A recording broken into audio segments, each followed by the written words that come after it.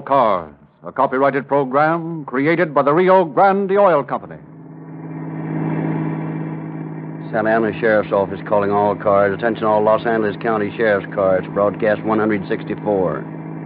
Be on the lookout for a tan sedan driven by one or two men. Has Laguna Beach Cab Company lettered on side of car. Was thought to be used in hold-up and shooting in Laguna Canyon. These men are armed and dangerous. That's all.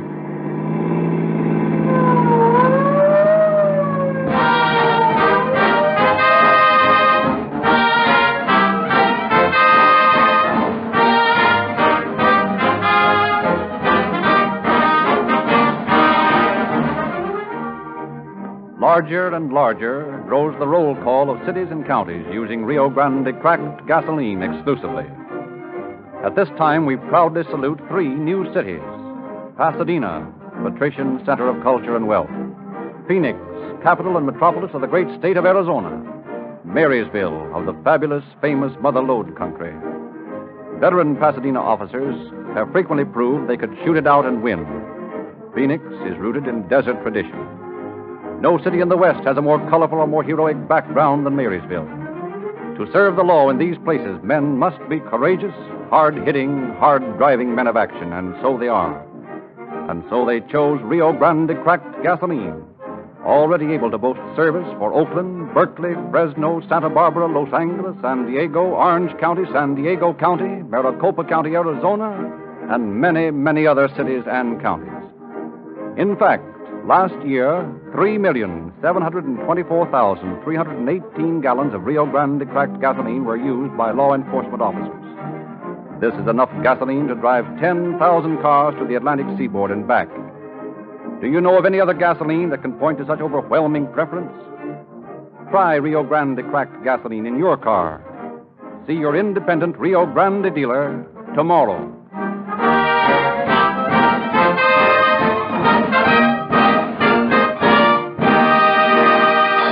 Tonight, we take pleasure in presenting Deputy Sheriff Jim Workman of the Santa Ana Sheriff's Office. Deputy Workman. Good evening. Tonight's Calling All Cars is an excellent example of the futility of crime used as a means of getting some easy money. The boys implicated in this case were both under 20 years of age. They had no real reason for turning to a criminal career other than that of being too lazy to take on the responsibilities of an honest job. Theirs was no crime of passion. No sudden, uncontrollable emotion made them lose their heads. It was an act of sheer brutality, of almost unbelievable cruelty. Our office, in cooperation with the authorities of Laguna Beach, Huntington Beach, and others up and down the coast, made every effort to apprehend these youths as soon as the report came in. And we did, one within 24 hours of the crime, and the other a few days later.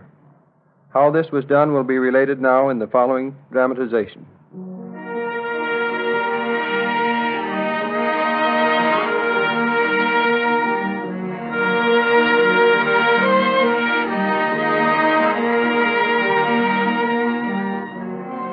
It is early evening, June 16th, in the little village known as Laguna Beach.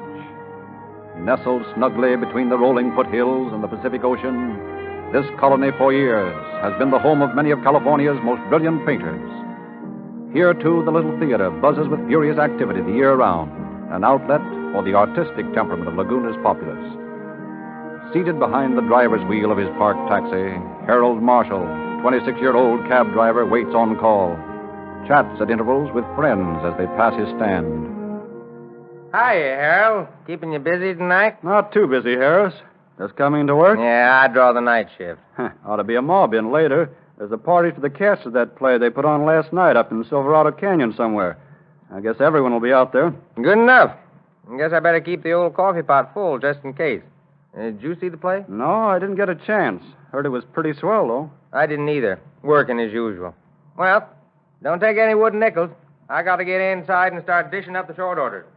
See you later. Okay, Harris. I'll be in for some of that coffee later myself. I'll get it. Sandwich meal. Who? Oh, okay, Mona, I'll tell him. It's Mona, Hal. Wants you to come out to the club and get her mother. Okay, thanks.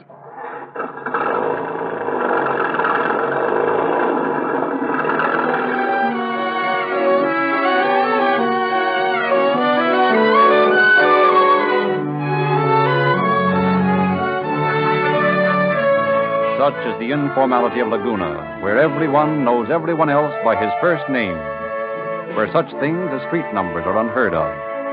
Out the coast highway a quarter of a mile, young Marshall pulls his cab to a stop in front of a brown board-and-bat studio house, over whose portals hangs a large sign reading Mona's Studio Club, Laguna's only nightclub.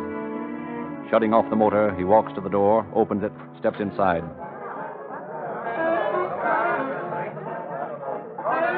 Hello, Bud. Do you take Mother downtown? Sure will, Mona. Hello, Johnny. Bud, hi. Couldn't be better. Place looks kind of deserted tonight. It's that party up the canyon. This town isn't big enough for two parties the same night. Oh, don't worry. They'll all be in here later. Oh, I'm not worrying. Not this one. Your mother ready, Mona? In a minute, Bud. Okay, I'll be outside. All right. I'll send her out. Hey, Bud. Just the fellow I was looking for. How do you get to Silverado Canyon Drive from here? You going to the party too, Dean? Yeah, I wouldn't miss it. That is, if I can find the place. Well, you know where the Dude Ranch is, out the canyon? Yeah? Well, just past there, there's a little road turns up to the right. It's not much more than a cow path. Room enough for about 1.5 cars at a time. Sounds swell. You can make it all right, though. Once you get on the road, just follow your nose, and suddenly you're there. Now, I got to go now. Here's Mona's mother. Okay, Bud. Thanks a million. Maybe I'll see you up there later. Yeah, okay. I'll see you later, man.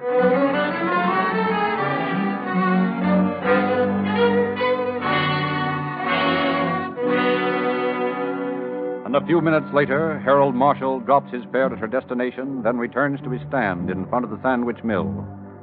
As he's about to turn off the motor, two men approach the cab. Not recognizing either of them, he decides they must be out-of-towners looking for a ride. After a moment's hesitation, one of them speaks. Your cab for hire? Sure is. Okay. Want to go for a ride? All right. Hop in. Now, where to? I'll just drive out the canyon a ways. We're not just sure of the address. You going to the cast party? No. No, we're just going out the canyon a ways. We'll tell you when to stop. Okay.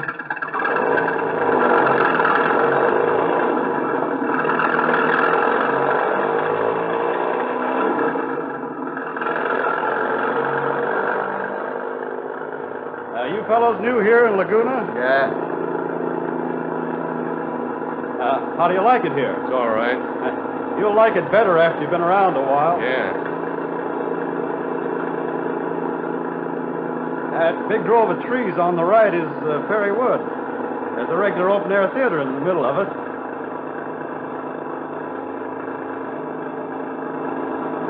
If you knew the name of the place you want to go, I might know where they are. Yeah, we'll tell you when to stop. Okay.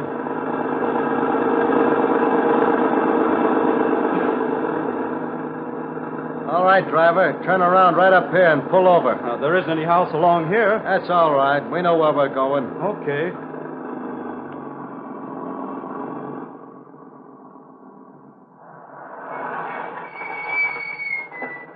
Sure a funny place to want to stop. Yeah. Turn off your motor. Why? Turn off your motor. Hey, wait a minute. What is this? Let him have it. No, don't hit me with that. Oh. Gosh, you hit him pretty hard, Jerry. Yeah. Come on. Let's get what he has on him. Give me a hand dragging him out. Yeah, okay. Hey, he isn't out. Hey, lay off of me, will you? Stand back, folks. What are you going to do? Oh. Oh, don't shoot anymore, please. You hit me in the back. Come on, folks. Oh. Drag him out here. Yeah, okay. Oh, take it easy, will you? This thing burns. Hey, not that way, not that way. Pull him out this side where we'll be hidden by the car. Yeah. Hey, it's got it. Let's see what he's got on him. Please, take it easy, will you? My back. Come on, hurry up, Jerry. Somebody's liable to come along here and see us. I got it. Not much, but better than nothing. Come on, let's beat it. Hey, wait a minute, fellas. Don't leave me here. I'll bleed to death. I'm bleeding awful. Come on, Jerry. Listen, take me back to town with you. Leave me where I can get to the doctor, will you? Give me a chance.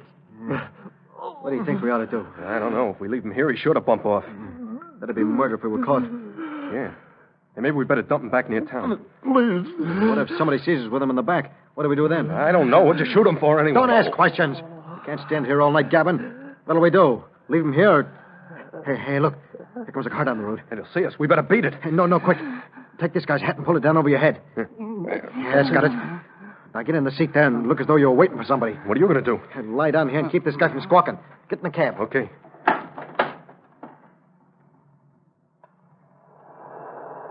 It's going to stop.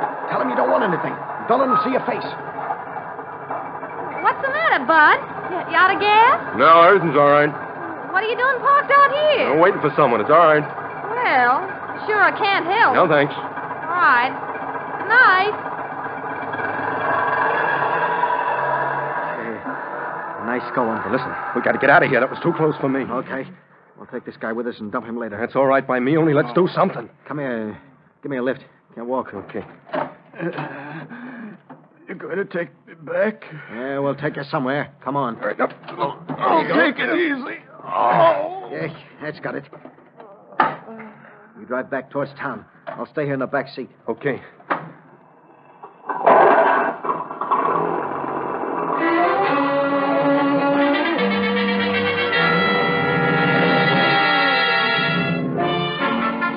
Back towards the village drive the two youthful desperados with their wounded victim. Back to where the canyon road runs into Forest Avenue, Laguna's main cross street. Past pedestrians who know Marshall by sight, they drive right to the corner of Forest and Coast Boulevard, where they swing the cab in behind the sandwich mill in a little parking lot. All right, get out. I can't move. Yeah, then I'll help you. Get moving, folks. Back up the canyon way.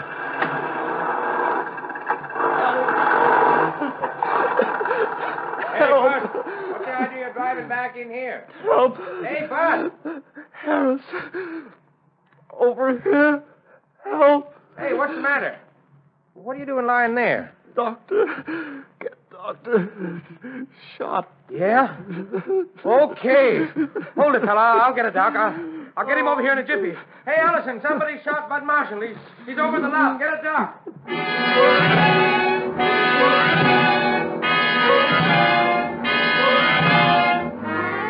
Rushed to the receiving hospital, Marshall gives a description of the two gunmen, then drops into a coma from loss of blood.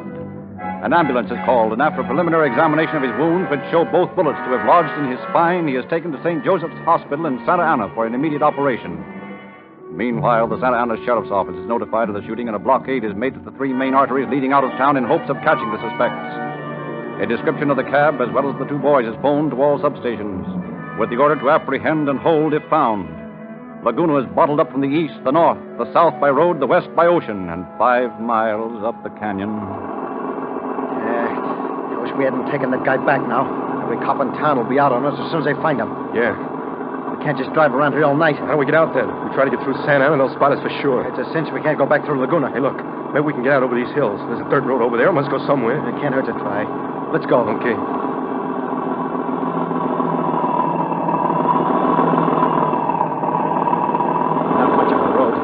Can't be used very often. Yeah, I hope it ain't dead end. Hey, folks, look ahead there. Lights.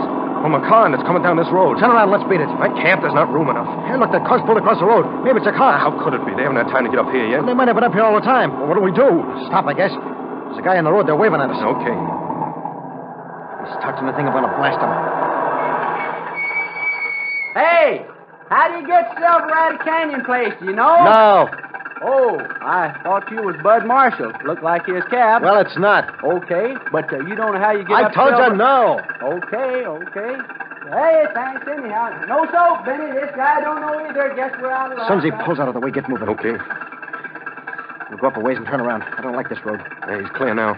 Let's go then. Okay.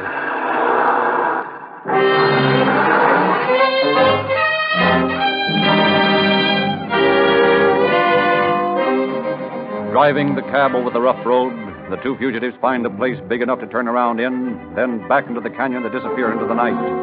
And in the meantime, Freddie Violet, the inquisitive youth of a few moments before, and his companion decide to give up their search for the party and return to Laguna. And there they meet with a scene of unusual activity. Gathered in front of the taxi stand are a group of people. Parked helter-skelter, 2 Laguna police cars and a sheriff's car indicate that something has happened. Inquisitive again, Violet edges his way into the circle of faces, asks, "What's up?" Hey, what's all the excitement, Harris? Bud Marshall got held up and shot. What? Say, that's terrible. Where is he? They took him to Santa Ana and got to operate on him. Gee. Did they get the guy that did it? Nuh-uh. There was two of them. Took Bud's cab to escape in. Well, say, if that doesn't... Huh? They took Bud's cab? Yeah. Benny. Hey, Benny. Did you hear that? They took Bud's cab. Well, what's so amazing about that? Gosh, I saw him. You what? I saw him. I talked to him. I was so close I could have touched him. What are you talking about? Hey, Jack. Yeah? Hey, listen. About 15 minutes ago, I was up at Silverado Canyon trying to find a party, and I saw Bud's cab driving around. You're sure it was his cab? Sure, I'm sure. And there was two fellers in it. I asked them where Silverado Place was, and one of them said he didn't know, and they drove off. That was only 15 minutes ago? Yeah? Yeah, Allison. Yeah? Tell the boys we're going up the canyon. I've got a lead as to where those guys are.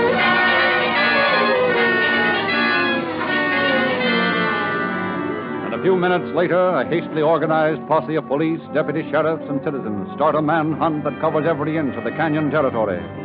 All night, the search continues through thick mountain brush. But as the first rays of the morning sun announce the new day, the weary members of the posse admit defeat and return to their homes. It is apparent to all that the vicious gunmen have made good their escape.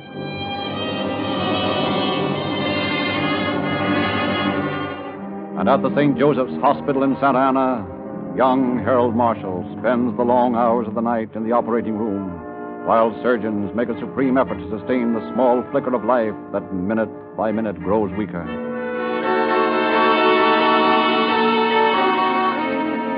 Then, late the following afternoon in a service station at Huntington Beach, 15 miles north of Laguna. Hello, young fella. Something I can do for you? I just thought I'd get a drink of water if it's all right. It's kind of hot walking. Sure thing. Help yourself. Thanks. Wish I could bring a little business with you. I don't think there's been 10 cars in here since I opened up this morning. You'd make $1 million that way. Yeah, I guess you're right. And I'll bet that out of those 10 cars, at least 5 of them wanted water, tires checked, and directions as how to get somewhere, and nothing else. Any of them from Laguna? Laguna? Yeah, down the highway there. Oh, I know where it is. I used to live there. Don't remember any Laguna ticks coming in today, though. I thought maybe you'd heard how that fellow that got shot down there last night was getting along. Oh, you mean Bud Marshall? I guess so. Cab driver? Yeah. I read about it in the paper this morning. Pretty tough on him. Yeah, he's still alive, isn't he? Was when I read about it. Paper said he was awful low. Gosh. Hey, what's the matter? You know him? Huh? No, I don't know him. I just thought maybe he was a close friend of yours the way you sounded. No, I never heard of him before. I was just thinking, well, guess I'll blow. Thanks a lot. Sure, it's all right. I've heard a lot of screwy questions, but that kid takes the cake. Sure got in a hurry to go all of a sudden. Think someone was after me. Hey, wait a minute. It was a couple of kids that did that job in Laguna. Hello, operator. Get me the police station, quick. Yeah, and make it fast, will you?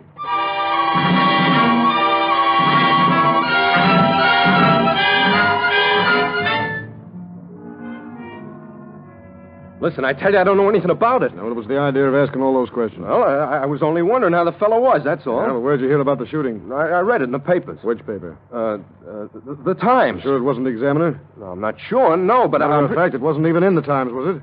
Well, I guess maybe it was the Examiner. And I guess maybe we'd better take a ride to Santa Ana and see what else you know. I have an idea it's plenty.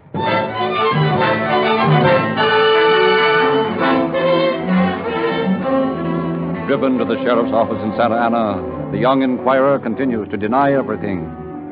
And after an hour of grilling, deputies take him to St. Joseph's Hospital, into the small, darkened room where Harold Marshall lies hovering between life and death.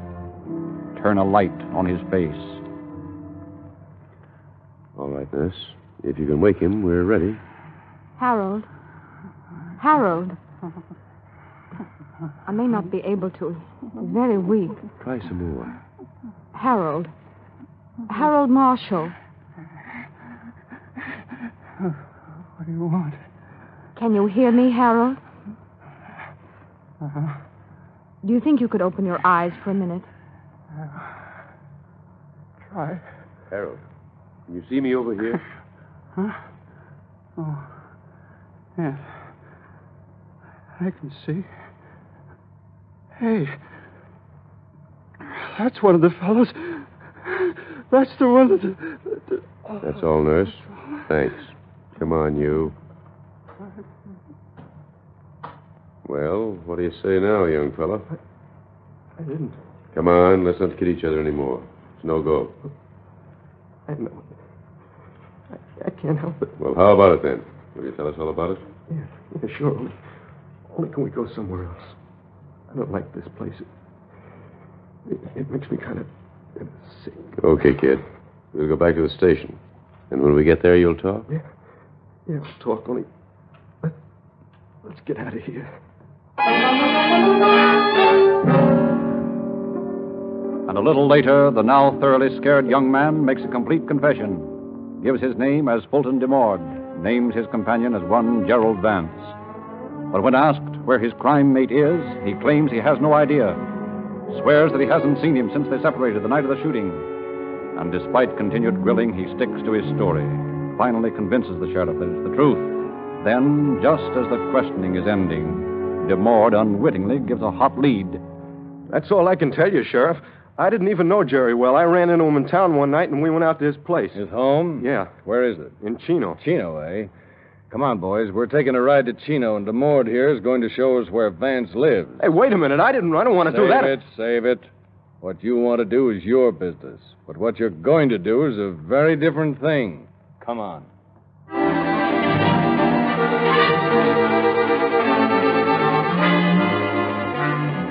Speeding to Chino, the officers locate Vance's home, but fail to find him. They do, however, get a full description, as well as a recent snapshot. And armed with these, a statewide bulletin is flashed to all points. Teletyped messages speed over the huge police network. Attention all points. Bulletin. Wanted for kidnapping, assault with a deadly weapon. Gerald Vance, 18 years, dark hair, medium build, last seen Laguna Beach, California, June 16th this year. This man is known to have a gun. Might resist arrest. If located, arrest and notify Sheriff, Orange County. 1 week later in Medford, Oregon, on one of the numerous ranches.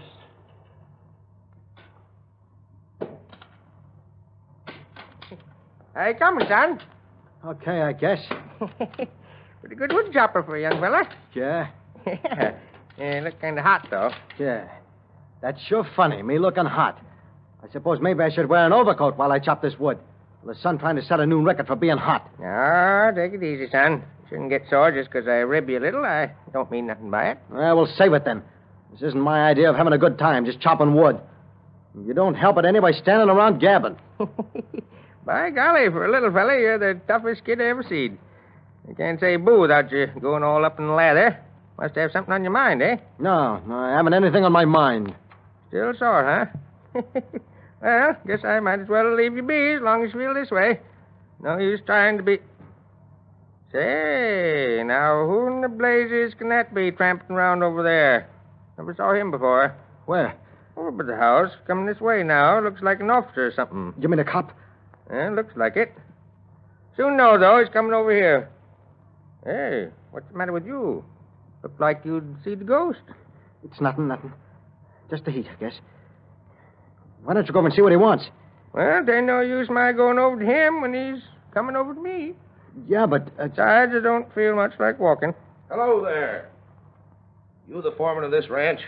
Well, foreman's away, so I guess I'm next best. What can I do for you? I'm looking for a young fellow might be working around these parts. Kid about 18 years old. You seen anyone like that? Sure. Got one right here. Oh, no, you don't. Let go. I ain't done it. What's the hurry, then? That's my business. Sure. Only I wouldn't try running out again if you know what's good for you. Yeah, what the devil is all this about, anyway? Here's a picture, Pop. Ever see this kid before? Yeah, well, say, here's a picture of you, kid. Yes. That's what I thought. Now, listen, Vance. I'm not going to waste any time fooling with you. You're coming along with me nice and peacefully, and there's going to be no arguments. Am I right? Yeah, what do you think? I think you're a pretty fresh punk, and I think I know how to handle punk. How's that? Can't think of an answer. Is that right? Well, that suits me fine. The less you talk on the way back to town, the more I'll like it. Come on, get moving.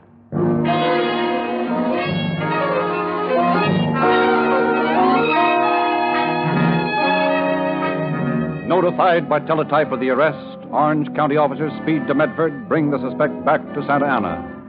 And there they hurl question after question at him, receiving as replies a stony silence. So once again, young Marshall is waked out of his coma, and once again he looks for an instant at the face framed in brilliant light, then names the boy as the other gunman, names him as the one who actually shot him. And a little later, with this positive identification completed, Vance and DeMort are brought together for the first time since the shooting, stand side by side as the sheriff talks to them. Well, boys, the game's up. You're right on the well-known spot, and you know it, don't you? Yes, sir. You're pretty young to start living in San Quentin. San Quentin? Sure, that's where they send people who do what you did. But they can't send us up there. They can't do it. Sorry, young fella.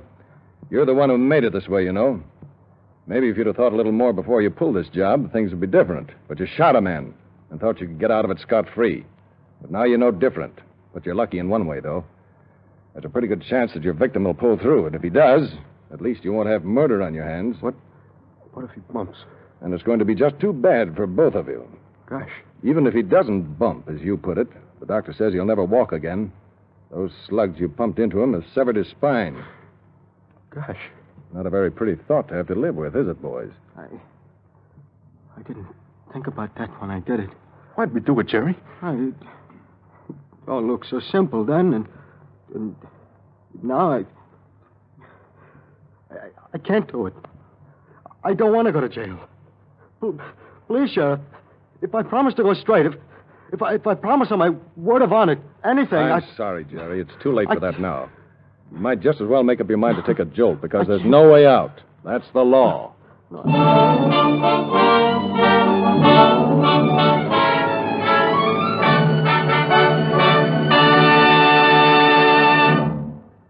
And after a preliminary hearing held in St. Joseph's Hospital at the wounded boy's bedside, a short trial finishes the criminal career of Gerald Vance and Fulton DeBoard when they are sentenced to serve life imprisonment in San Quentin Penitentiary without possibility of parole.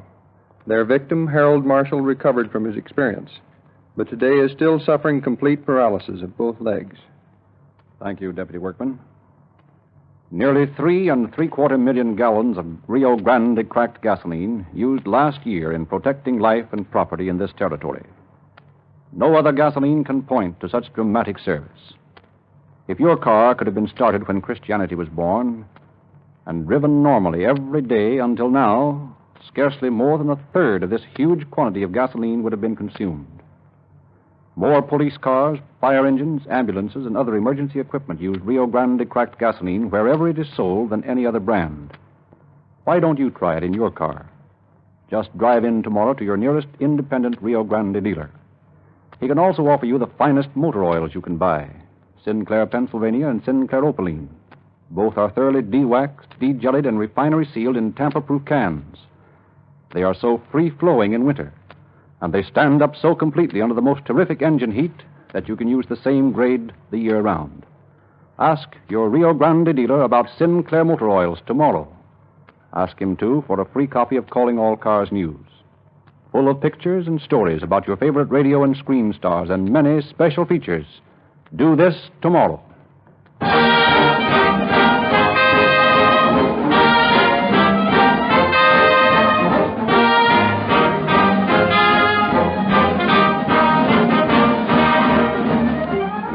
This is your narrator, Frederick Lindsley, bidding you good night for the Rio Grande Oil Company.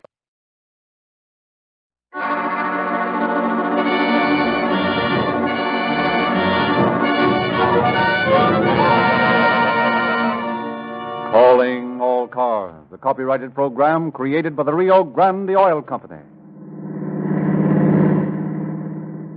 Los Angeles Police calling all cars, attention all cars. Investigate a theater hold-up and shooting at the Forum Theater. That's all. Rosenquist.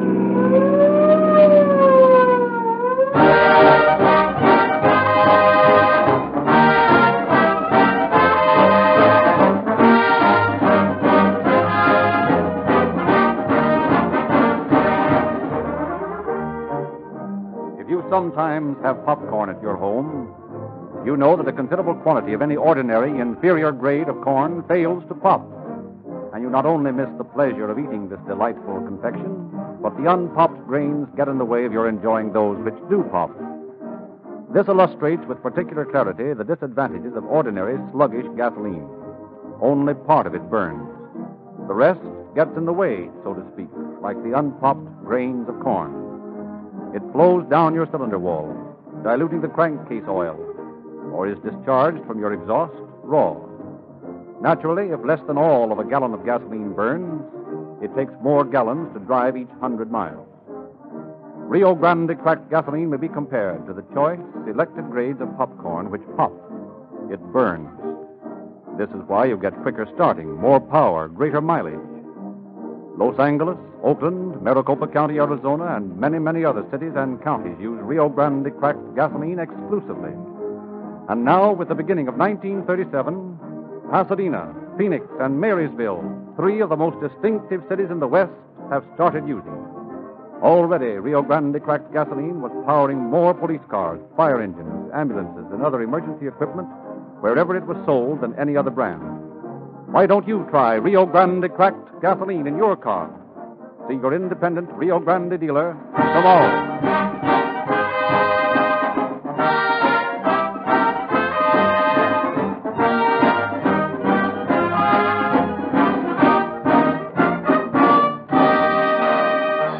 Once again, we present Deputy Chief H.S. Seeger of the Los Angeles Police Department. Chief Seeger. Good evening, friends. Tonight you will hear a story that gives a very clear picture of the close cooperation of all departments of our police. The fine detective work done by officers assigned to the case made it possible to lay a trap that proved fatal for the criminals sought by them. With nothing more than a vague description of one man and an equally vague description of the car thought to be driven by him, detectives under the supervision of Captain McCaleb, in charge of the Wilshire Division, followed endless leads and eventually reached their objective. It is this type of story that makes us realize the undeniable truth in the statement that crime does not pay.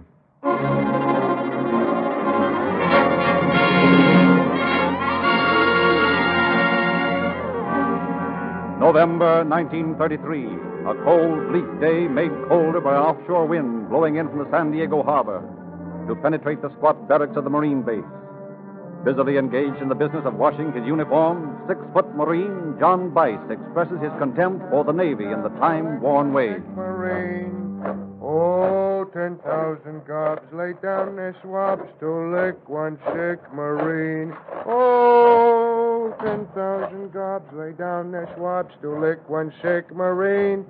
Oh. Nuts. What's the matter, Marine? Gonna happen it out with the old man again? Yeah. You two are getting to be regular pals, communing with each other every day. What's the trouble this time? I'm a disgrace to the Marine Corps. I'm not fit to wear the uniform made something or other by the blood of the brave men who went before me. Every time I hear that old sourpuss lay it on, I want to push his face in. Why don't you? Yeah, why don't I? Why don't you? Why don't about 1 million other guys who feel the same way? Because if they did, they'd land in the brig for life. Yeah, that's what I figured. But I'll tell you one thing. I'm not going to take any more of it. How come? How would you like to be in the city right now? Making whoopee with some hot little gal or drinking some rot gut in one of those swell joints I know. How'd you like that? What do you think? I think we could be. Yeah? Yeah. And I'm not screwy either, so don't get that look on your pan. Suppose you sort of break down and tell this Marine how you're going to accomplish all this. You know, give me a clue. I'm going to skip this whole rotten outfit. Dessert. You mean just walk out? I mean what I said. Dessert. Go AWOL. Anything else you want to call it. What happens when you come back? I don't come back. Oh, you don't come back. That is, unless an MP gets a load of you wandering around, picks you up. You'll come back then. Listen, I'm not in the mood to sit here and argue with you. I say I'm getting out, and I say I won't be back. If you don't want to come with me, you don't have to. Oh, I'll come with you, all right. Meant to all the time. I just like to hear you get sore. It pleases me.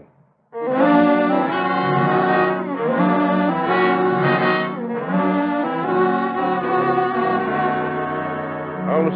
Yes, sir. Have a copy of this sent to the police with instructions to forward to all cities.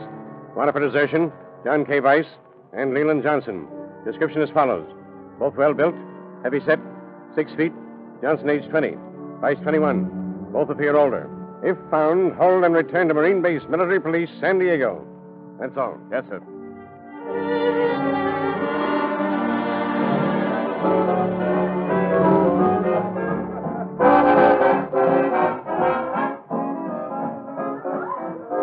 Well, Johnny, now what do you think? This better than messing around that lousy marine base? Yeah, this is plenty all right. Now all we got to do is find some babes who want to have a little sport, and we're off to the races. And from the looks of this place, we won't have any trouble along those lines. How's the dough holding out? Well, I got over half my pay right here in the old pants pocket. Okay, sonny boy. Let's have a couple and get underway. It begins to look like a swell cruise.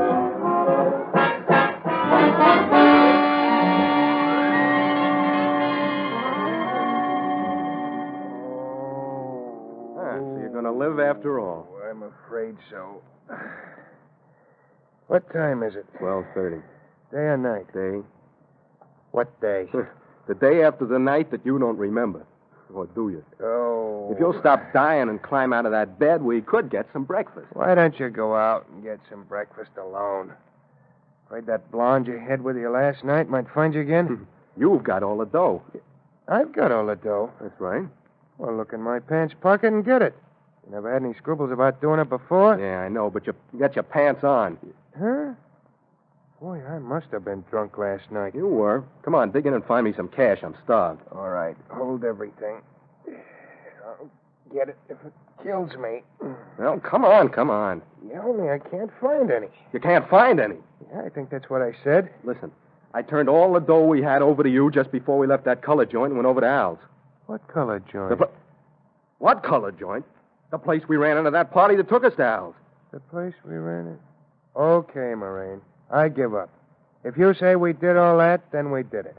But as far as I'm concerned, I wasn't even there. And you don't remember me giving you the dough? No. And you can't find any in your pockets now? No. So that means we're broke, flat, wiped out. Yeah. Ah, nuts. Yeah.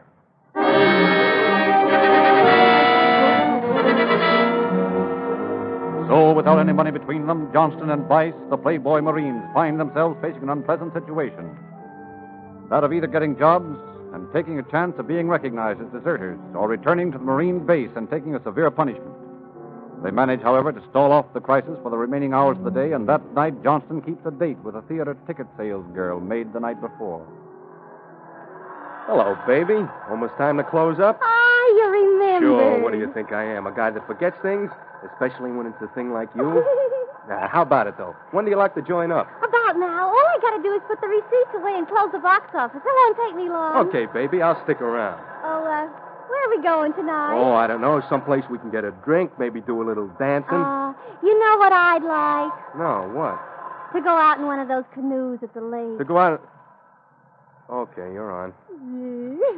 Oh, I forgot. A kind of funny thing happened tonight. I lost my wallet. Oh, did you have any money in it? Yeah, everything I had with me. I got more at home, of course, but, well, I didn't want to be late for you, so I thought I could borrow some from you. Just till tomorrow. Oh, sure. That's all right. I guess I can trust you. Yeah, you can trust me. About money, I mean. Well, come on, baby. Stick that dough away or whatever you do with it, and let's get on our way. Okay. Hey, you sure got a nice wad there. All that just from the show tonight? Uh-huh, just the late show. A guy could get a long ways on that much dough. Yeah, long ways. Uh-huh. Well, I'll take this dough back to the safe in the manager's office and be right back with you. Okay. A guy could go a long ways on that dough. It's right there. It's ready for some guy to get.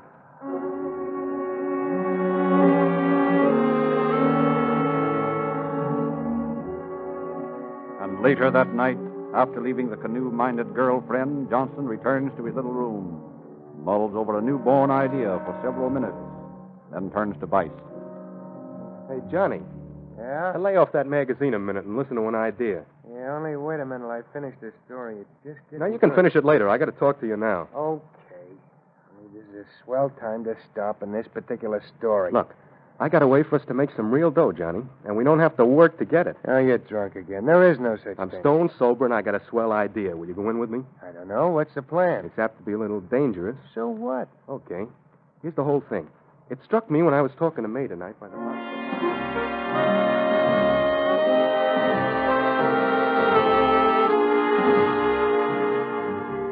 November 10th, 10:05 at night, in front of the cashier's window at a small San Diego neighborhood theater. What time's the second show, Ola? 10:30. In 25 minutes. Well, that's fine. Now, listen, sister. Take this money bag and shove every bit of dough you got into it, and don't let a peep out of you, or I'll blast you with this gun, you understand? Yes, sir. Swell. Don't make any funny moves, either, if you want to stay healthy. Oh, I won't. Okay. Is that all you got? Yes. Okay, sister. Shove it back to me and sit tight for 10 minutes, and I mean it.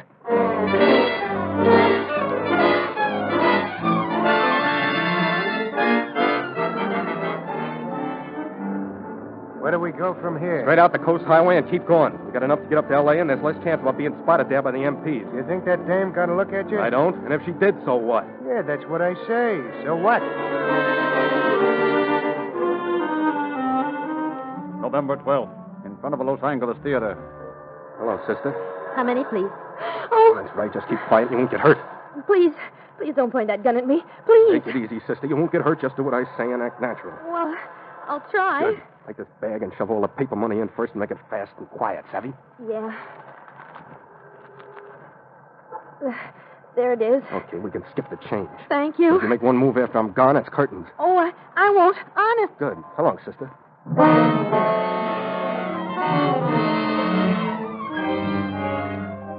In 1 week, 12 theaters lose their night's receipts to the fast-moving Marine. Several small theaters in the area between Long Beach and Los Angeles experienced the sudden, nerve-wracking visits. And as a result of the alarming number of reports coming, Captain McCaleb, heading the Wilshire Police Division, calls in Lieutenant Stromwell and McCrae. You sent for us, Captain? Yes. I've got a job for you two. Good. The heat's got to be put on these theater robberies. There were 2 more pulled in this district last night. Yeah, I noticed the report. Well, I got 15 just like it here on my desk, and I don't want any more. Now, I'm putting you boys on it, and I don't care how you go about tracking it. But one way or the other, find out who's doing them and bring them in. Right, that's right down our alley, huh, Stromwell? Sure. All right. It's all yours, boys, and I don't envy you. That's all.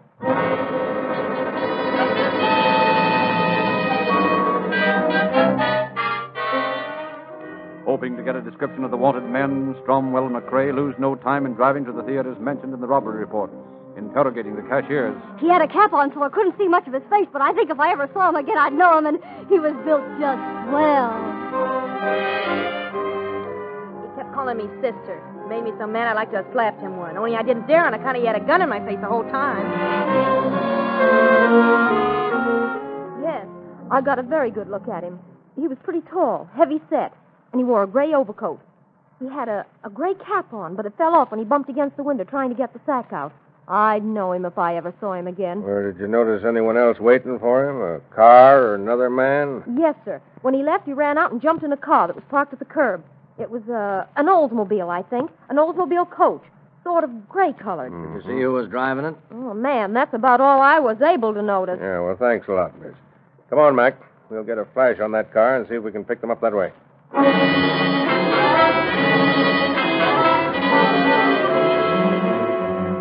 Los Angeles Police calling all cars, attention all cars. Be on the lookout for a gray Oldsmobile coach. 2 men thought to be using it in theater robberies. They're armed, so be careful. That's all. Hey,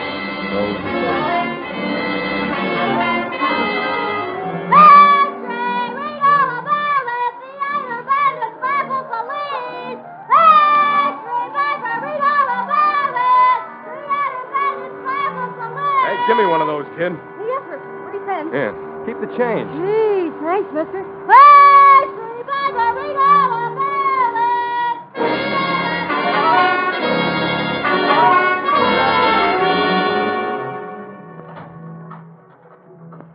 That you, Lee? No, it's the Bulls. That's fine. Come right in. Hey, we're doing all right, Johnny. They got an extra out about us. No kidding. Yeah, here it is, right here. Get a load of the headline. Theater bandits baffle police. How's that? Terrific. Only maybe it ain't so terrific. What do you mean? Publicity's okay for certain things, like picture actors, for instance.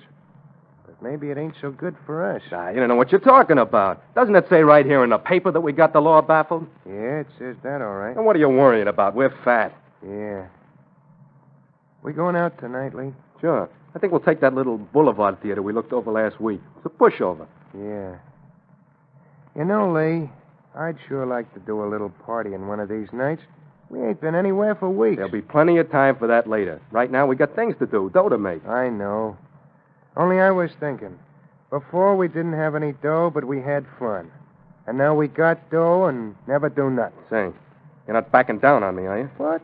Me backing down? I should say not. Because if I thought you were... Listen, Lee, I'm sorry I even mentioned anything. Let's drop the whole thing, huh? Okay. Only any time you want to walk out, well, I'm not stopping you. You know that. Sure, I know it, Lee. But I wouldn't walk out on you. Honest. Good. Get on your clothes and let's go look that theater over. We got to figure a spot for you to park at. No more waiting in front. It's getting too hot. Yeah, maybe you're right at that. I'll be with you in a second, as soon as I get the lather off my face and pile into some dirt.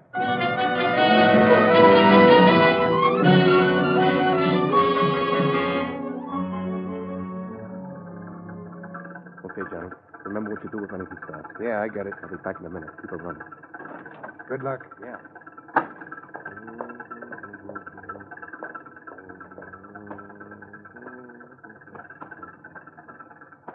Hey! Huh? Now, peekaboo. Huh? Roll down the window. I gotta ask you something. Beat it. Oh, now, roll down the window. It's important. I told you to beat it. Now go on, scram. All right, then. If you won't roll down the window, I'll have to come in. Now, look. I said go away, and I mean it. Go away. Oh, now, listen. Give me a match. I gotta light a cigarette. If I give you a match, will you go away? Give me a match, and I'll go away. Okay. Here's a match. Yeah. Now beat it. Hey, what do you know? Your motor's running. What do you want your motor running for? Shut it off. That's all right. I know it's running. You just run along, and I'll worry about the motor. Oh, now, here. Now, let me shut off the motor. Yeah, hey, listen, mister. You're about to get hurt if you don't leave Uh-uh. here, I'm telling you. Now, there's no sense in having the motor running if the car's standing still in it. Now, tell me that now. Just tell me if there's any sense, or is there any... hey, who's this? Does somebody else want a match? What is it? It's all right, Lee. Pile in. This guy's a little drunk. Okay, you out of the way. Now, wait a minute. What's the I idea? said out of the way. Now, Okay, Johnny, get moving. Say. What do you know about that? That's the silliest thing I've ever heard of in my whole life. Leaving a motor running like that. The fellow must be drunk or something. That's what. He's just plain drunk.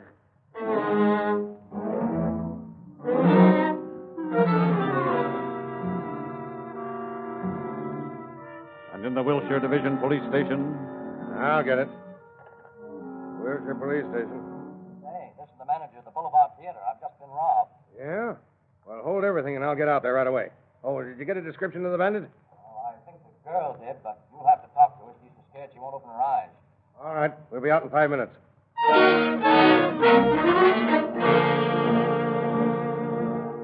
And once at the theater, Stromwell and McCrae managed to quiet the hysterical cashier and extract a description of the bandit from her, which checks with descriptions given by all the other theaters. It is evident that the same man is responsible for the recent crime wave. And a little later, after reporting the affair to Captain McCaleb, the three hold a council of war. We know what kind of a car they use, and we have a description of one of them. And yet they managed to pull jobs right and left and walk away. Something's got to be done about it, and soon. Well, we've done everything we could possibly think of, Captain. So far, I'll have to admit we're completely in the dark. Have you any ideas about it? What would you think about staking out every theater in a certain area? It might work. Whoever's doing the jobs has been hitting almost by clockwork, and they pull the jobs at about the same time of night, a little after 10. That's right. Now, I figured on having 2 men in every theater and have some prearranged signal with the cashier that would let them know if anything was wrong. That'd take more men than there are in plain clothes. Well, we could use radio officers, assign them to special duty. Yeah, that's right. Well, what do you think about it? Well, I say it's a good idea. All right, we'll do it. I'll issue special orders and line up as many men as I can. I'll check back with you, and we'll work the plans out. In the meantime, you and McCrae be thinking about a set of signals. Right.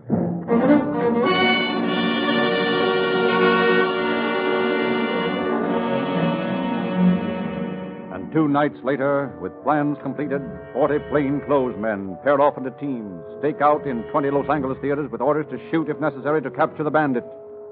And in radio cars cruising all through the district, policemen keep a sharp ear tuned to their receiving sets, ready to speed to any location the minute a call comes in that the suspect has been seen.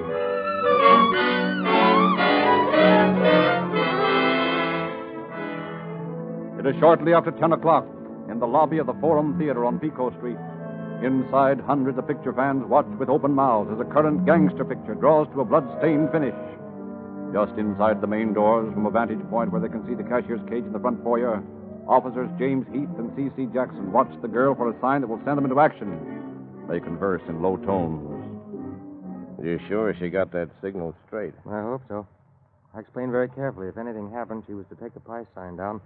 That's right, isn't it? Yeah. Not that anything will happen. That'd be too lucky for us. Can you imagine the headlines?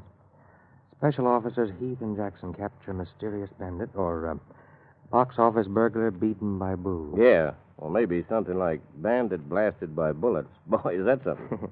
It is, but what, I'll never know. Hey, look. The girl's leaving her cage and coming back here. I don't see anyone around. Wait a minute. Oh, officer.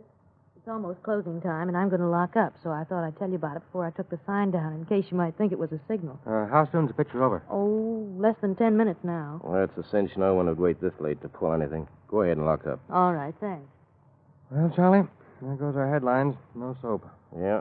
Well, anyway, maybe we'll get another crack at them tomorrow night. Some of the other boys don't do the job tonight. Yeah.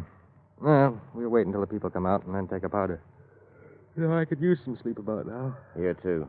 My tooth's been raising the devil in me the last couple of nights. Haven't slept worth a darn. Say, Charlie, look. Huh, that's funny. What?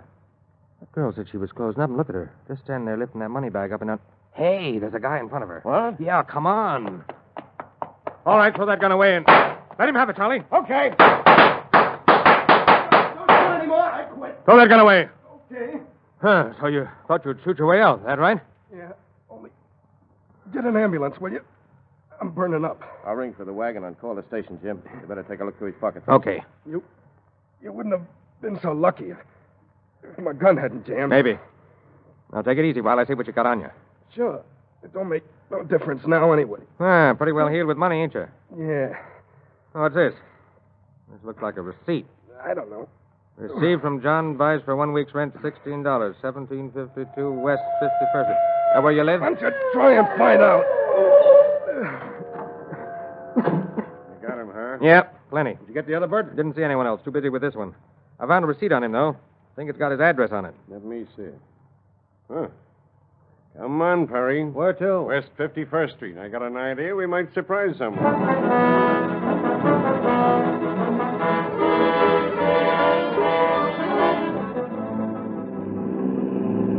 Well, this is the 5100 block. Must be right along here somewhere, eh? Yeah. Hey, look. Up ahead there, just pulling up in front of that house. Yeah, I see it. Looks like an Oldsmobile, doesn't it? Yeah, it is. And that's our boy. Pull up beside him and be ready for trouble. Okay.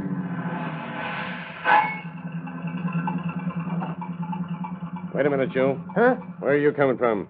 Where's your pal? I don't know. This your car? Yeah? You just come in from the Forum Theater, isn't that right? Yeah, that's right. Yeah, it's too bad about your pal. Why? Why, he's lying on the sidewalk full of hot lead. You mean he's dead? Well, not yet, but it won't be long now. You willing to talk? Yeah, I guess so. Okay, climb in our car. We're going to the station.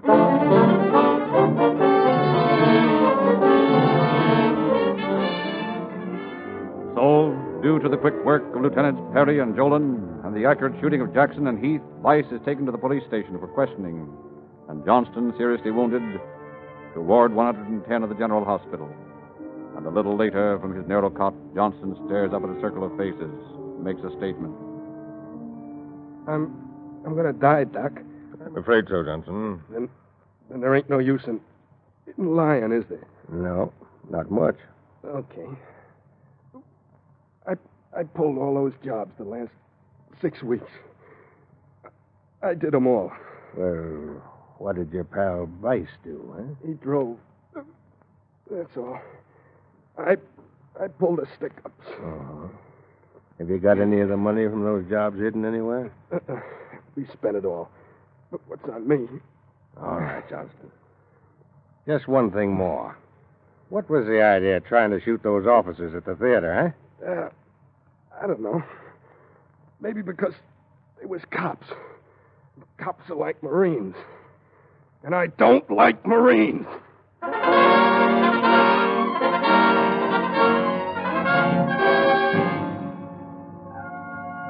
Johnston died in the jail ward on February the 4th after clearing up more than 60 theater robberies.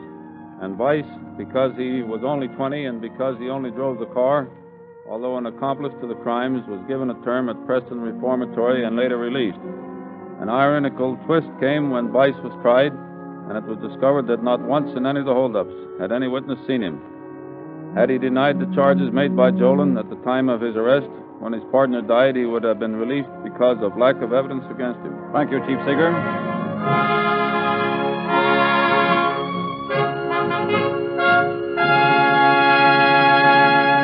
Whenever you hear a siren, either on the air or in real life, keep in mind that Rio Grande cracked gasoline contributes more than any other brand to the police protection, fire protection, and public ambulance service for the people of California.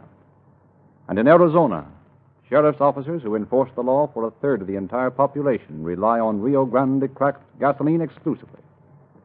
Try Rio Grande cracked gasoline in your car. It costs you no more to have police car performance. Begin tomorrow. Your car will start quicker and run smoother, too, if you will ask your independent Rio Grande dealer for Sinclair motor oils. Sinclair Pennsylvania or Sinclair Opaline. All wax and petroleum jelly have been removed. Sinclair motor oils are more highly refined than the water you drink. No matter how cold the weather, Sinclair motor oils flow freely. No matter how hot the weather, Sinclair motor oils stand up. Your Rio Grande dealer has the correct grade for your car. See him tomorrow. And ask him also for a copy of Calling All Cars News. It is brimful of pictures and stories about radio and screen celebrities, detective articles, and other special features. Get your copy of the January issue. It's free.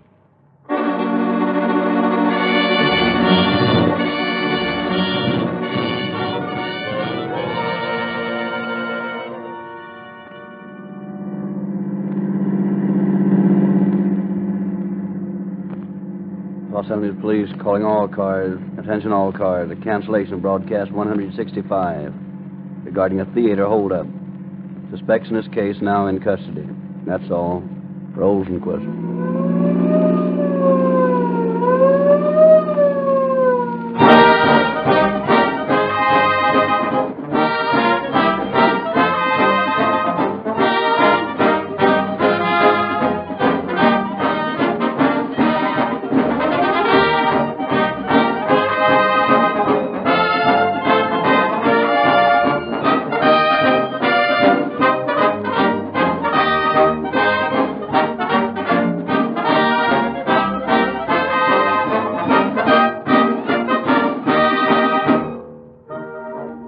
Narrator Frederick Lindsley, bidding you good night for the Rio Grande Oil Company.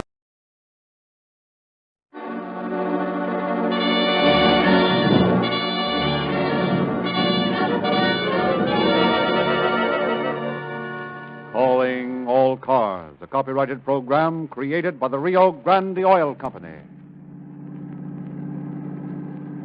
Phoenix Police calling all cars. Attention all cars. Broadcast 166. Be on the lookout for a gang of safe blowers known to be operating in this district. Pick up any suspicious characters seen loitering near large stores. That's all.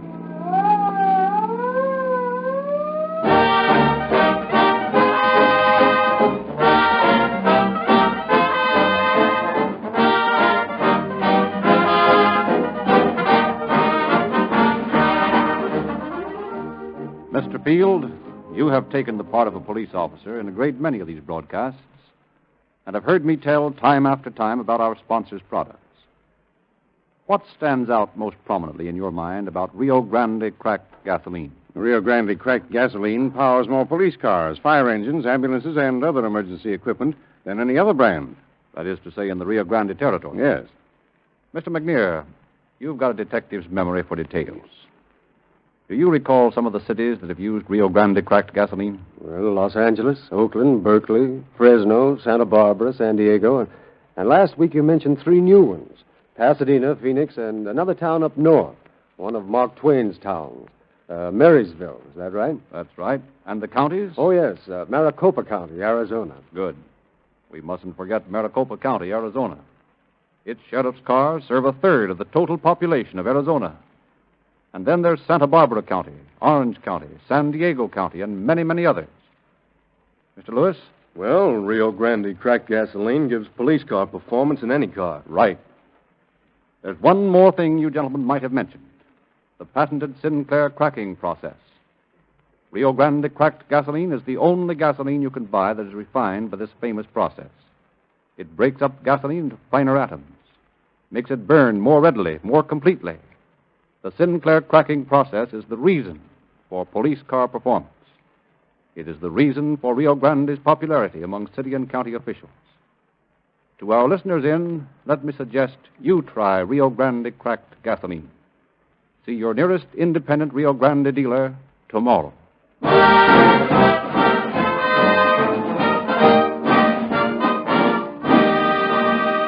Tonight we take pleasure in presenting Captain John J. McGrath, Chief of Detectives of the Phoenix Police Department. Captain McGrath. Good evening. Tonight's dramatization of Calling All Cars is a very good illustration of the reasons why three-time loser law was put into effect. It used to be that a criminal could go out and commit a crime, and if was caught, serve the sentence prescribed by law, therefore walk out of prison to resume his criminal activities at will. And knowing this, they figured that crime as a career was a good living, even their short interruptions of 6 months or a year in jail. But three-time loser law puts away different perspective of the situation. When a man has caught a convicted and the judge learns that it is his third offense, that man goes to Folsom, and he goes for life. He knows when he goes that he has no chance of a parole. If this law has been in effect when the chief criminal in tonight's story became his operation, a great deal of time and money would have been saved.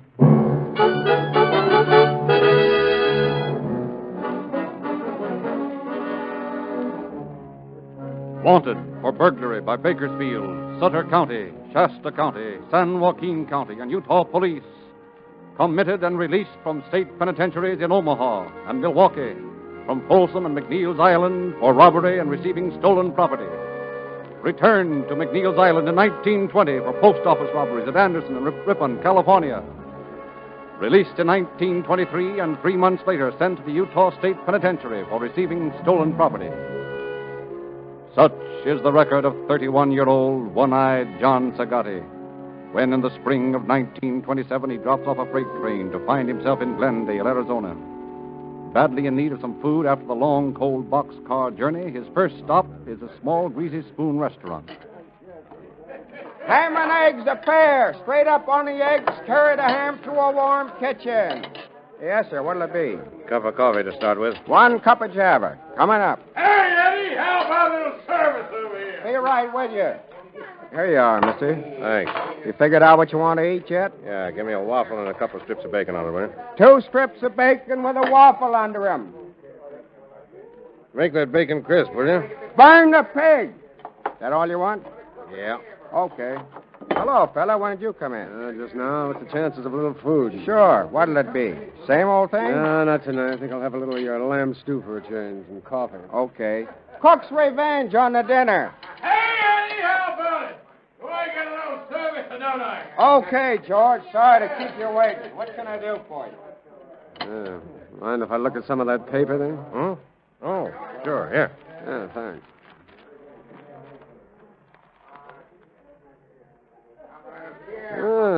Sure making it hot for the bootleggers around here.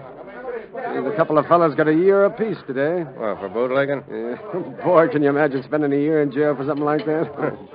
Anybody that's dumb enough to turn to bootlegging ought to be sent up. What do you mean? There's no big dough in that racket. Oh, I don't know about that. Seems to me there's plenty. No real dough. Well, I don't know what you call real dough, but I'd like to have what some of the big ones have made this last couple of years. I can make more than those guys ever saw in 6 months.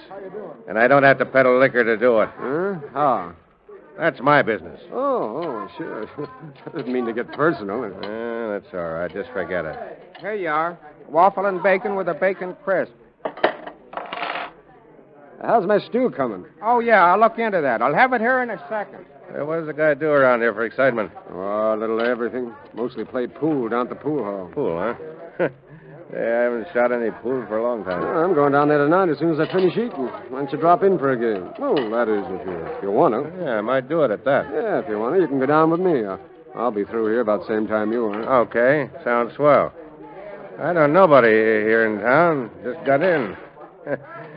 I kind of go for a good game of rotation. Oh, well, fine, good enough. As soon as we get through, we'll go over there. Ah, here you are. Cook's Revenge, right out of the family stew bowl. Cooked to perfection and a whole lot of things I can't think of right now.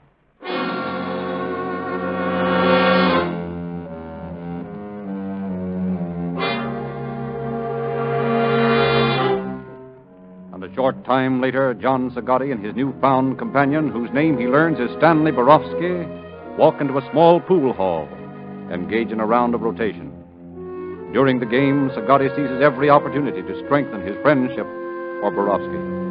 And at the end of the third game, when Borofsky suggests it is time for him to go home, Sagatti suggests they have a drink together first. And a short time later, the two men stand before the bar of a tiny speakeasy.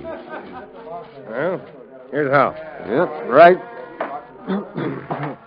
Well, not bad for what it is. It's the best place in town.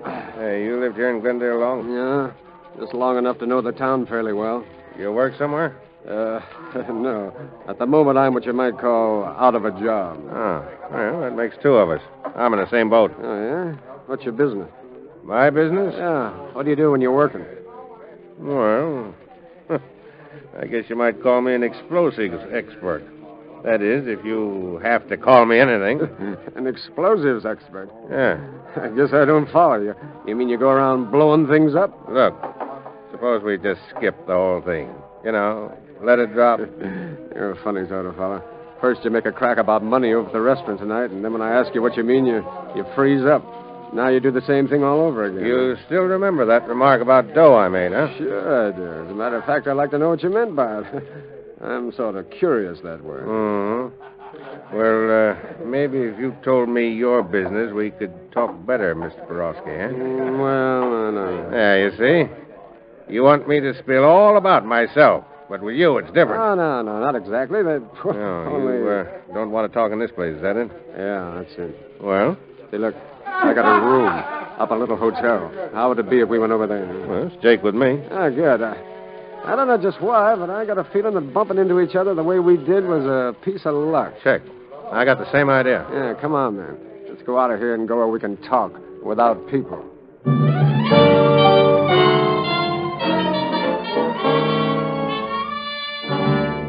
And a few minutes later, in his hotel room, Stanley Borofsky, 29-year-old Russian, listens with growing amazement as Sagatti unfolds his ideas on how to make big money without having to sell liquor. It's as simple as that. All you got to do is be careful and take your time planning the job.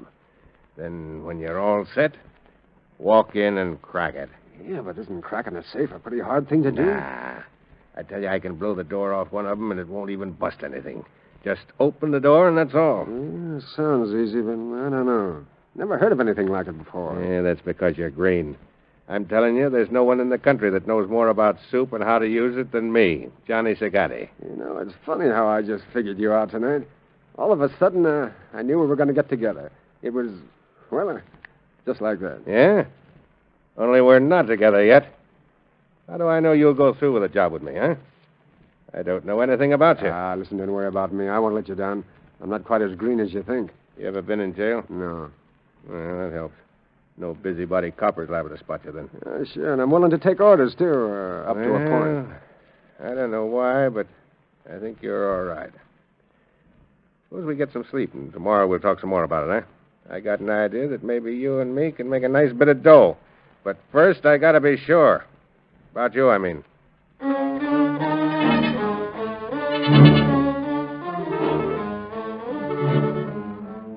And apparently, Borofsky convinces Sagatti of his sincerity.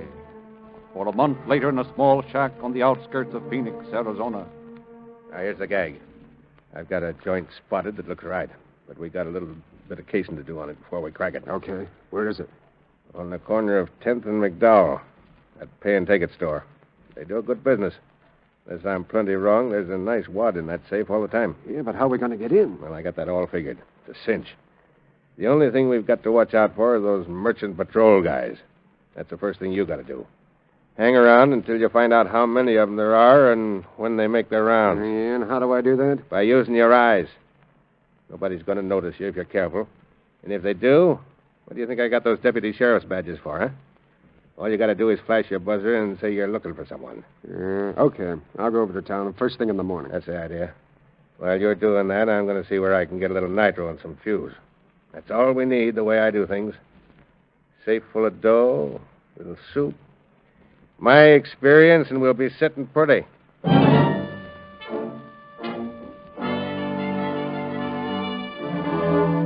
Accordingly, every day for the following week, Borowski loiters near the pay and take it, keeps an accurate check on the merchant patrolman's routine visits, while Zagatti secures the needed nitroglycerin and fuses. And at last, at 3 a.m., June 23rd, a large truck rolls to a stop in front of the store. 2 men climb out, walk to the front door. You got the stuff with you? Yeah. Okay. Keep an eye out while I jimmy this door. All right. That's got it. Come on. Shut the door behind you. Yeah, okay. The safe's over here. You can get to it without any lights. Swell. Let's go. I still think it'd be a better idea to blow it in here. And maybe you do, but I'm running things, and I say we take it out and put it on the truck like we planned. You said it was a small one, didn't you? Yeah, it is. All right, then we take it with us. Yeah, okay. Well, come on. What are you stalling for? Thought you said you knew where the thing was. Yeah, I do. One of the place looks different in the dark. It's hard to get your direction. Yeah, we'd better get to it quicker. Some nosy cops liable to find that truck out there and decide to investigate. Oh, here it is. It's over here. Okay. Come on. Give me a hand. We'll carry it out of here. You mean we just walk out with this thing? You heard me. I said give me a hand. Now stop gabbing and do what you're told. Okay. Sorry. Here we go. Come on.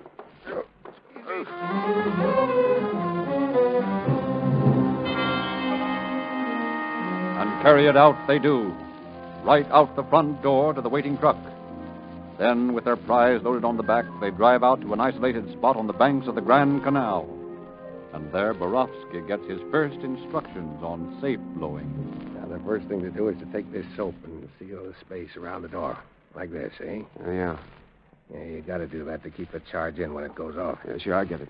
Then the next step is to pour the soup in through this hole I bored in the top. And that's the important part of the job. How come? Because if you don't get enough soup in, the thing doesn't come open. And if you get too much in, you blow the whole door off, and that makes too much noise. It's kind of tricky stuff, isn't it? Plenty. I've seen this stuff used wrong blow a guy to pieces. Sure, wouldn't like that. No, neither did the guy I saw. Now, give me a piece of that fuse. Oh, okay. Oh, not all of it, just a short hunk. Oh, okay. Yeah. Now, here's the last step before we bust her. You see here? How I stick this fuse in through the hole. Like this, eh? Yeah, I see. Then you take some more of the soap and seal all around it. Well, you certainly know your business. I'll say that for you. Yeah, I ought to. I worked in the munitions factory long enough. Now, she's all set. All we do is light the fuse and boom, she's open. Yeah, if it works. Don't worry, it'll work. Now, stand back a ways. Watch. Are you sure it won't blow us up? I told you I know what I'm doing. Now, watch it. That's got it. Say, will you look at that? Why, I just opened the door as pretty as anything. Didn't even make a noise. Only amateurs make noise on a safe job. Come on, grab some of this dough and stuff it in that bag there. Yeah, how about the checks? You're going to take them? Nah, checks ain't no good. Trace you from a check. Leave 'em alone. Okay. I got all the money there is in there. Yeah, then there's nothing stopping us. Come on, let's go.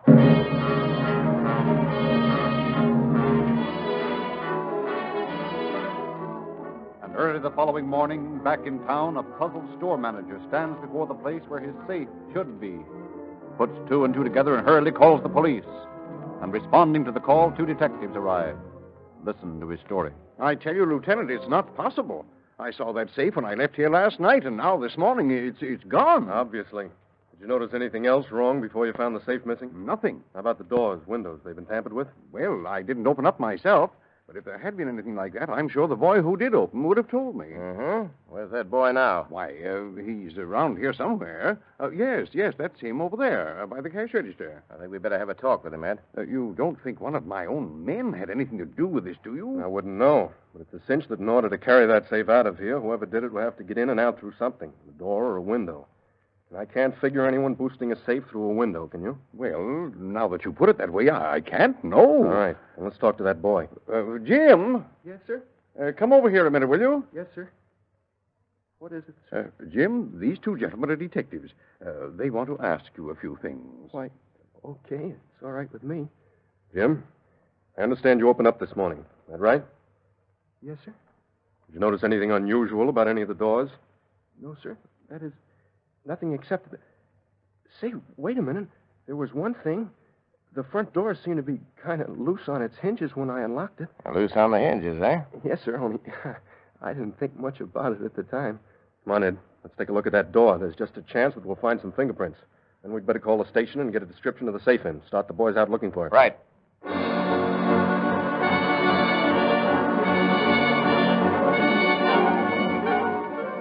So the Phoenix police start the job of locating one missing safe, hope to find some clue as to the identity of the burglars.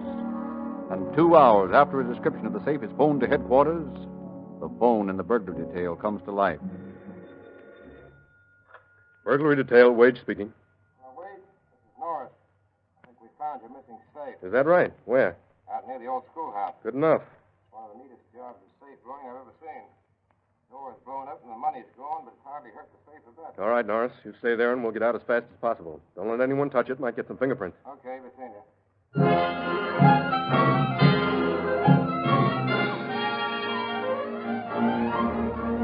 Informed of the discovery, Chief of Detectives John J. McGrath, accompanied by Wage and Detective Eddie Moore, rush to the canal bank, make a complete examination of the blown safe.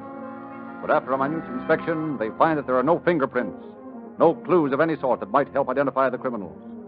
The only thing they do agree upon is that this is the work of an expert. Accordingly, returning to headquarters, McGrath notifies all patrolmen to keep a sharp lookout for the suspicious characters, gives orders to his men to round up all known petty racketeers in the city, try to learn if any newcomers are in town. But after 2 weeks of extensive investigation, the police find themselves with nothing to go on, no lead at all to the criminals. It is 2:30 in the morning, July 20th, 1 month after the pay and take it robbery. In a small office located in the Sun Mercantile Company at 616 South 7th Avenue, two men converse in low tones. Listen to the high whine of an electric drill. How is it? All right. Be through in a second. You got the crack soaked? Yeah, all but the top where you're working. Okay. You know, I got to laugh when I think how we fooled the cops in this town. That crack in the papers last week about the pay and take a job haven't been done by a gang of Eastern safe blowers. And about the police being convinced they'd left town. Yeah, we got him up a tree, all right. There she goes. Now, take this drill now, load her. Yeah, okay. I got it. Careful of that water on the floor. Don't get the cord in it or we'll short the works. Oh, yeah, I see it there. Here you are. Okay. Now we pour in a little like this. Not too much. Just the right amount. And it's primed. You got the fuse? Oh, yeah, it's right here. Oh, what's the matter? Oh, I dropped it in that puddle of water there. Well, that's swell. It's the only piece we've got with us. Well, I couldn't help it. It just dropped. All right. There's no use crying about it now. We'll just have to go and get some more. Well, that's taking an awful chance, isn't it? Sure, but what else can we do? You can't blow a safe without a fuse. Okay, don't get hot about it. I'm not getting hot. Come on, let's stop gabbing and get back to Maud's.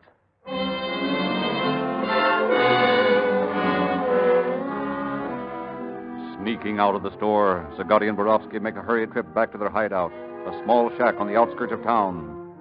There they secure more fuse and return to finish the uncompleted job. But as they enter the office again... Hey, will you look at that? I thought you said you soaked the cracks right. Why, I did. Well, then how come the soup's all run out? Look on the floor there. Oh, yeah, I see it. That means we'll have to load her all over again. More time lost. Well, come on, let's get started. Doesn't do it. Get us anywhere to stand around here arguing. Maybe you're right. Now take some more soap and stuff it in the cracks. Make sure it's in tight. I'll soup her again. Yeah, okay. Yeah. Now she's loaded. Hand me that fuse and don't drop it. Oh, yeah. Here it is. Now, pack some soap around it. That's it. Swell. Now we're all set. Yeah, here. There's a match. Stand back just in case it... Yeah. She's burning.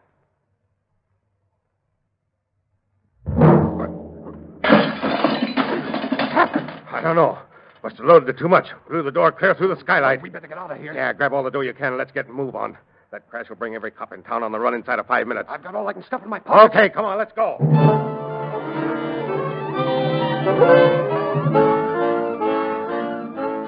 Rushing out a side door onto Hadley Street, Sagatti and Borowski avoid the first arrivals by a scant matter of seconds.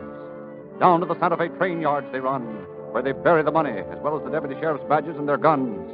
Then from there they detour around the center of town and at last reach their hideout. Apparently, despite the slip-up, the job has turned out all right. But 2 days later, in Chief McGrath's office... Now, listen, boys. This may be a wild goose chase, but it's worth it. I got a tip that there were a couple of men living out in that shack just outside the city limits. You know, Maud's place. Oh, yes, we know the place. Now, here's the idea. We go out there and we look the place over. If the men are there, we walk in and grab them. What do we grab them on? Suspicion of robbery. Of course, they may not have had anything to do with the jobs, but it's worth trying. Sounds good to me, Chief. Good. Now, when we get there, here's the routine.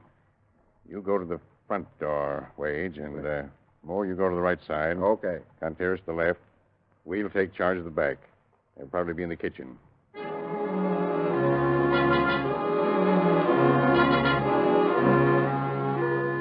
You should have seen that safe door fly through the air, Monty. It was terrific. Nah, you boys are going to get in trouble someday. You're too smart for your own good. That's a hot one, eh, Johnny? Morty here's going to tell us how to do a job. Yeah. Well, the cops in this place don't even know we exist. Yeah. By this time, they'll be talking about Eastern gangsters and a lot of hooey like that. I tell you, we got things down pat. Sure. Until they put you away for a while. They ain't going to put this boy away for any while. Because I'd let him have it before I got to go with him. What do you think of that, huh? I think you're talking big. Yeah? How about you, Borowski? Did you let him pick you up without making a show, huh? Yeah, but I'll say I wouldn't. And all I can say is you boys think you're pretty hot. But I've seen hot ones before. I know what I'm talking about. Yeah? Well, you guys will really... What's that? I don't know. All right. Oh, You so long. Stay where you are. Get your hands up. I will, All right, Johnny. You'll shoot both of us. Come on, boys. Frisk these two. What's the idea of butting in like that? We ain't done nothing. David, any talking you want to do can be done Yeah, later. but we ain't done nothing. You boys are sure pretty sloppy cracksmen. What do you mean, sloppy? Just what I said. Clumsy, sloppy. You don't know how to super safe, right? Oh, yeah? Well, Johnny, here's the best safe cracker in the country. If it hadn't been for... Shut up, you clumsy fool. Well, so we hurt the boy's feelings and he spills all over the place. Well, you can't pin anything on me for that. Maybe not. But I have an idea your pal here will talk more after he's away from you. How about it? Right? I don't know anything about it. About what? How about those jobs? About anything. Uh-huh. I can see that. Come on, get moving. We'll make you talk more about this at the station.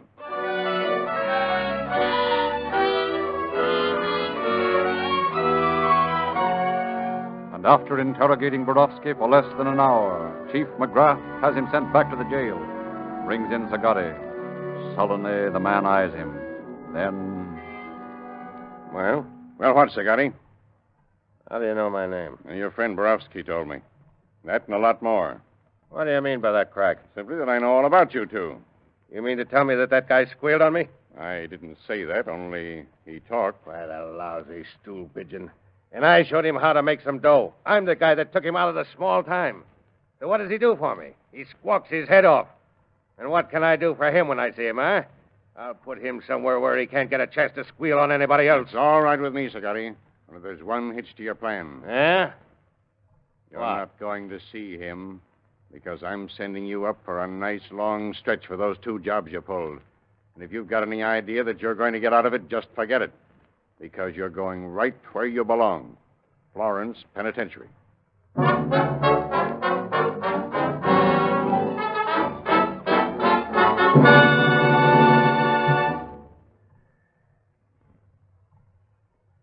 In September of the same year, John Sagatti and Stanley Borowski were sentenced to from 2 to 10 years in the Florence Penitentiary.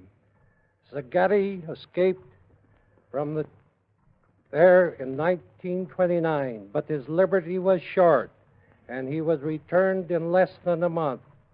Released on parole a year later, he lost no time in returning to his old habits, and in 1930 was arrested in Miami after being shot during an attempted robbery.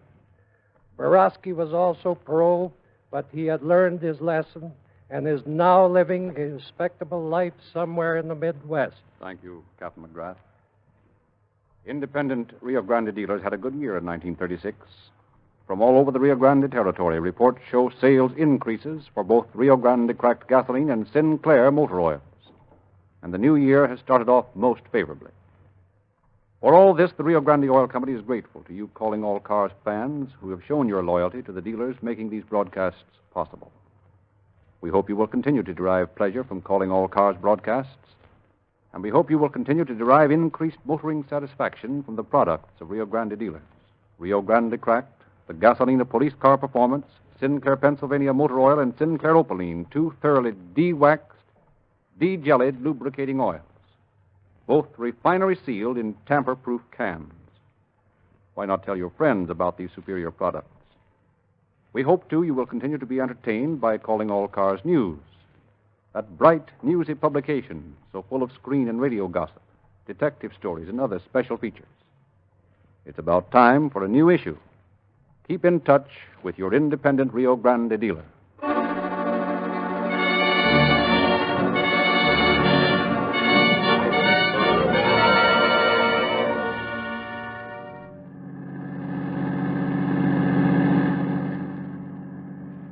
Phoenix Police calling all cars, attention all cars, to cancellation broadcast 166 regarding safe robberies. Suspects in this case now in custody. That's all.